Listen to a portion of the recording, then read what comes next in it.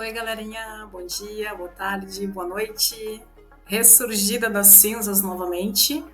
Passando para dar uma dica para vocês, já alertando que é uma dica para quem gosta de estudar, não é uma dica para quem curte receita de bolo, tá? Eu quero dividir com vocês uma situação que aconteceu comigo há uns dias atrás. O aparelho é um LG K41S. Esse aparelho, ele deu entrada vindo de lojista, tá? É um aparelho que, no primeiro momento, ele sofreu queda, foi feita a troca da frontal, o cliente informa que usou esse aparelho em torno de uma semana e depois esse aparelho simplesmente parou. Quando ele deu a entrada aqui para mim, eu fiz uma inspeção, fiz alguns testes, fiz algumas medições e só fui identificar qual era o problema de fato depois que eu removi as blindagens, tá?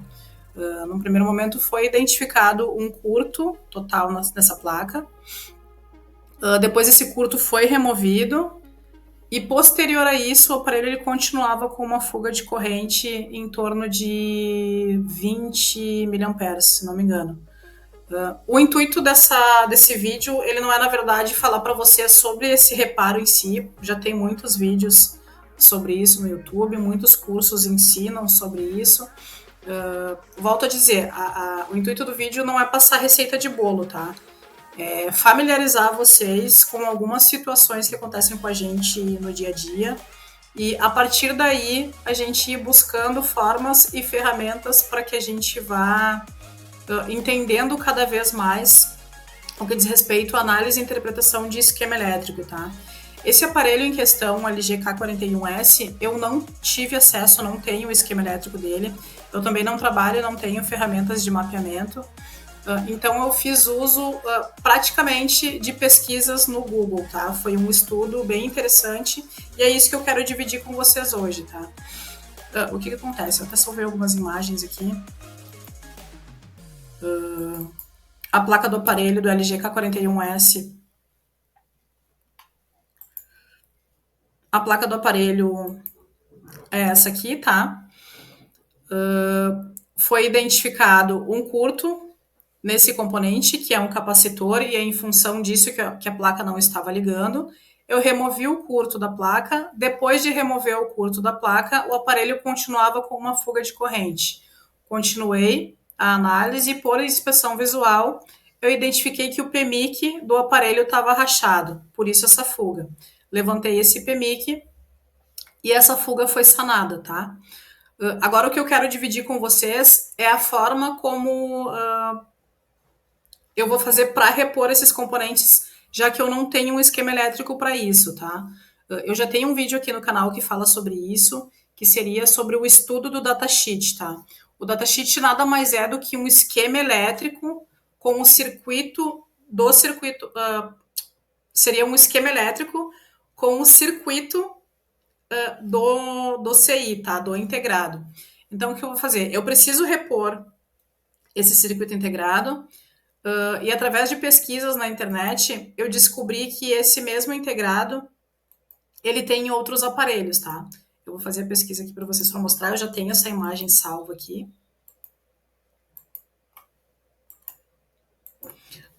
Como vocês podem observar ali na imagem, esse é um PMIC da MediaTek, que é o fabricante do integrado.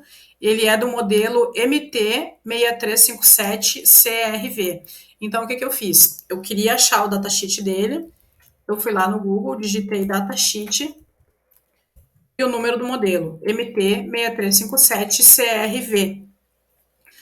Eu não achei o datasheet, tá? Eu já tive êxito em outros aparelhos que eu fiz que me ajudaram através do datasheet, mas nesse caso desse integrado eu não achei o datasheet dele. Vocês podem verificar que tem uma imagem aqui com um diagrama em blocos, que isso aqui pode auxiliar para um estudo mais profundo. E eu achei essa imagem aqui muito interessante, que ele me dá as pads que tem em cada ball do circuito integrado. O circuito integrado do outro lado é esse aqui, ó, esse MT6357CRV. Aqui são as pads que vão soldadas na placa. Através dessa outra imagem que eu achei nesse site aqui, eu consegui saber quais são os nomes de cada malha dessas pads que tem no circuito integrado. no que isso vai me ajudar. Nessa imagem eu também consegui encontrar uma outra informação que vai me ajudar bastante. Eu já tenho ela salva aqui, deixa eu abrir que a imagem fica com uma qualidade melhor. Aqui por essa imagem eu tive acesso a uma informação bem mais interessante, que é de quais aparelhos trabalham com esse mesmo integrado. Aqui ele tem a informação que é um Xiaomi Redmi 6. Por pesquisa também ele conseguiu identificar que o A10S trabalha com esse mesmo integrado. Então, de posse dessa informação, o que eu fiz? Como eu identifiquei no primeiro momento que essa placa estava em curto, e já mostrei para vocês lá na imagem, que era esse capacitor, eu removi ele da placa, o curto sanou, mas eu vou precisar repor esse capacitor. Como é que eu vou saber o valor desse capacitor se ele está em curto e eu não tenho o esquema elétrico da placa? Aí é que entra essa informação, tá? Eu sei que o Xiaomi Redmi 6 usa esse mesmo componente, então eu posso pegar o esquema elétrico desse Xiaomi ou pegar a placa desse Xiaomi para retirar esse componente. Eu não tenho aqui a placa desse aparelho Redmi 6 e também não tenho a placa do A10S. O que eu fiz? Eu peguei o esquema elétrico do A10S. Deixa eu localizar aqui a pastinha. Peguei o esquema elétrico do A10S e fui pesquisar esse circuito integrado, que é o mesmo que tem no meu LG K41S, MT6357. De posse do esquema elétrico do A10S, que usa o mesmo integrado do aparelho que eu estava fazendo a análise, eu consegui descobrir o que eu preciso, que é o componente que eu tenho que repor lá na minha placa, que estava em curto, que é esse capacitorzinho aqui. Eu já removi ele, tá? Eu já fiz os testes fora da placa, ele realmente estava em curto, tá? Mas agora eu preciso saber quais são os valores desse componente para que eu possa repor lá na minha placa. Então, não basta só eu colocar o integrado lá, fazer o rebalho, substituir o integrado, ou comprar um integrado novo e substituir. Eu também preciso colocar esse capacitor de volta lá na minha placa, porque ele funciona como uma proteção nessa malha. Futuramente, quando der algum problema, o meu integrado pode ser afetado diretamente se esse capacitor não estiver lá. Então, já descobri que o Xiaomi, que o A10S e outros aparelhos trabalham com esse mesmo integrado. Como eu não tenho essas placas aqui comigo, eu queria identificar qual era o valor desse capacitor, tá? Então, fui lá no esquema elétrico do A10S, pesquisei pelo circuito integrado, que é um PMIC com código modelo MT6357, e de posse daquela primeira imagem que eu mostrei para vocês, que é onde tem a numeração das pads,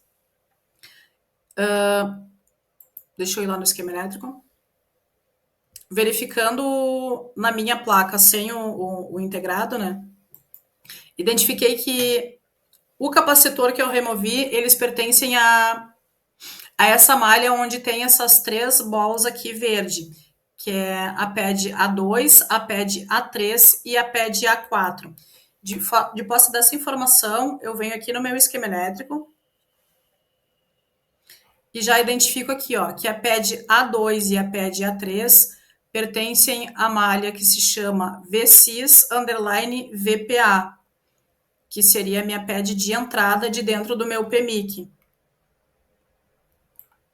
Ó, MT6357, que é o U701A, aqui no esquema elétrico do A10, tá? De posse dessa informação, eu tenho acesso a quais componentes são interligados na malha. E aqui está o capacitor que eu preciso, ó. Aqui no A10S, ele é o C706. E o que é mais importante que eu estava buscando informação é que ele é um capacitor de 10 microfarads, que ele tem 20% de tolerância, o tamanho dele é 0,402, e a tensão de trabalho dele é de 6,3 volts. O que eu vou fazer? Vou pegar o esquema elétrico de algum aparelho que eu tenha a placa aqui na minha bancada, que nesse caso foi a placa de um Motorola, um Moto G2, e vou tentar localizar um capacitor que tenha esse mesmo valor. Aí eu vou digitar lá o valor dele, ó. 10 UF, que seria 10 microfarads. Daí eu vou digitar 10 UF e vou pesquisar. Ó, aqui eu já localizei também no PMIC um capacitor de mesmo valor. Então, é uma pesquisa extensa, volto a dizer, ela serve mais para quem está iniciando no reparo de placas, para quem de repente ainda não tem uma ferramenta de mapeamento, ou para quem já tem a ferramenta de mapeamento, que a gente sabe que acontece muito, de você pegar aparelhos que as ferramentas não têm o esquema elétrico ainda. Essa é uma forma de você conseguir resolver o problema do seu cliente sem que você tenha esquema elétrico. E também para desmistificar essa coisa de que sem o esquema elétrico a gente não consegue reparar. Então você pode de repente pegar um esquema elétrico onde tenha o mesmo circuito, onde tenha o mesmo integrado, e dessa forma a gente vai burlando, digamos assim, essa impossibilidade de fazer o reparo, tá? Então, fazendo aqui um fechamento, só para não ficar muito longo o vídeo, eu tinha um LG K41S, onde ele tinha um curto em um determinado capacitor, e depois de remover esse curto, eu identifiquei uma fuga de corrente no circuito integrado. Então, através de uma pesquisa no Google, eu descobri quais aparelhos trabalhavam com esse mesmo circuito integrado, abri o esquema elétrico de um desses aparelhos, no exemplo aqui eu usei do A10S, de posse das informações sobre o circuito integrado, sobre as malhas de alimentação desse circuito integrado, eu consegui identificar qual era o componente que tem nessa malha e vou conseguir repor tanto o circuito integrado quanto o capacitor que estava em curto, tá? Então aqui eu tenho um capacitor de 10 microfarad, tenho outros aqui nessa mesma placa. Só o que é ruim nesse esquema da Motorola, já fica mais uma dica para vocês, é que aqui eu não tenho acesso a quais as tensões de trabalho. Nesse caso, o que eu vou fazer para burlar? Eu vou pegar um capacitor de 10 microfarads que também seja da entrada desse PMIC, entendeu? Possivelmente, os valores de trabalho dele serão os mesmos. Eu sei que ele é de 10 microfarads, mas eu não sei qual é a tensão de trabalho dele. Eu sei que do meu capacitor da placa que o meu integrado precisa, ele é de 6,3 volts. Aqui no esquema elétrico da Motorola não tem essa informação, mas eu vou pegar um de 10 microfarads que também seja de uma malha de entrada de dentro do PMIC. A probabilidade dele ter os mesmos, a mesma tensão de trabalho é a mesma, vou procurar um do mesmo tamanho, tá? Mas isso é mais uma dica de estudos e não uma dica de receita de bolo, para quando vocês se depararem com situações nesse sentido, para que vocês consigam sair dela e consigam resolver, tá? Eu não tinha o esquema elétrico do aparelho, não tinha uma placa espelho para tirar de uma placa e pôr na outra. Então, foram vários problemas que eu fui encontrando durante a minha análise e consegui resolver em função do conhecimento que a gente vai adquirindo, tá? Então, embora pareça algo muito complexo, conforme a gente vai fazendo e vai trabalhando a mente da gente, isso vai acontecendo de uma forma mais orgânica, tá? Então, recapitulando, era um LG K41S, que eu precisava repor um capacitor e precisava repor um integrado. Através de pesquisa no Google, eu consegui descobrir quais aparelhos trabalhavam com ele, consegui baixar o esquema elétrico desse outro aparelho para ter acesso às malhas de alimentação e saber quais componentes trabalhavam nesse circuito que trabalham com esse mesmo integrado, tá? Então é isso, a gente já sabe qual é o circuito integrado, a gente já sabe qual é o componente que vai nessa malha, a gente já pode repor e fazer com que o aparelho volte a trabalhar de forma original com os mesmos componentes que foram projetados para esse circuito. Então a dica de hoje foi essa, espero que vocês tenham gostado. Não é receita de bolo, é uma dica de estudos, tá? Para vocês aplicarem aí no dia a dia de vocês, caso não tenha ferramenta de mapeamento, ou caso tenha ferramenta de mapeamento e de alguma forma vocês precisem repor algum componente e não tenham placa espelho na bancada, ou não tenham esquema elétrico, dessa forma vocês vão conseguir tá resolvendo o problema, tá? Espero que vocês tenham gostado dessa dica, espero que eu tenha podido ajudar vocês de alguma forma. Vou pedir para que vocês se inscrevam no canal, compartilhem esse vídeo, para que a gente possa estar disseminando essa informação e ajudando mais colegas da nossa área, tá bom? Tamo junto sempre, é nóis!